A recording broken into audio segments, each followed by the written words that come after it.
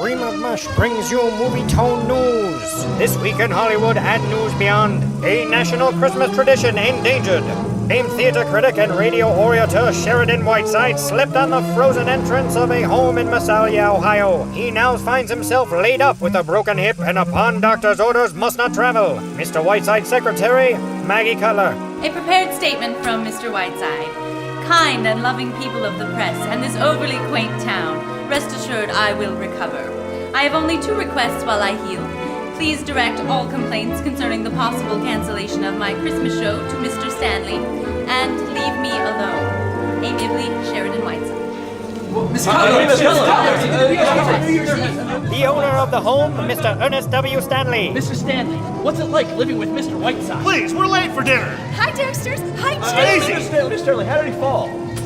No comment. Mr. Stanley, why don't you clean your steps in the winter? Please, no comment. Did you push him? No, I did not. Now get out of here. Please, no comment. No comment. We caught up with some of Sheridan's closest showbiz friends, like Broadway actor-composer Beverly Carlton.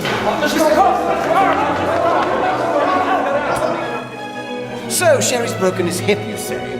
Well, I told him to avoid the Turkish baths. The women there are so heavy-handed. No. But I jest. My heart goes out to him. Of course, I can't help but feeling worse for the family that has to put up with that cannonball of fluff. And fresh off a steamship from England, second lady of the stage, Lorraine Sheldon. My poor, sweet Sherry. I was so distraught to hear this news.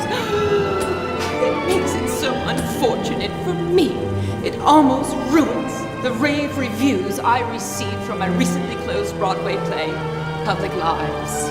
I must go on. I will soldier on with or without my Sherry. My next role is dedicated to his memory. I want to cry. He's not dead. He just broke his hip. I know that, but his hip should be remembered too.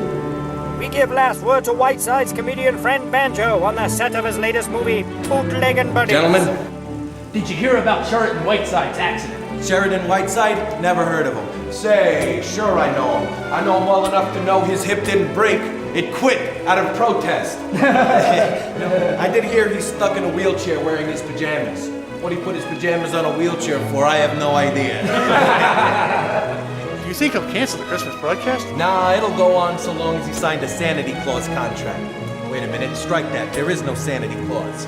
Now, if you'll excuse me, gentlemen, I gotta get out of here. I've had a perfectly wonderful afternoon, but this wasn't it. So there you have it. This may be the first Christmas in over a decade that the Sheridan Whiteside Christmas program will not be heard. Instead, all listeners are encouraged to go to Las Vegas Little Theater's production of The Man Who Came to Dinner by Kaufman and Hart. Starts playing November 4th through the 20th. Go to LVLT.mov for tickets and further details.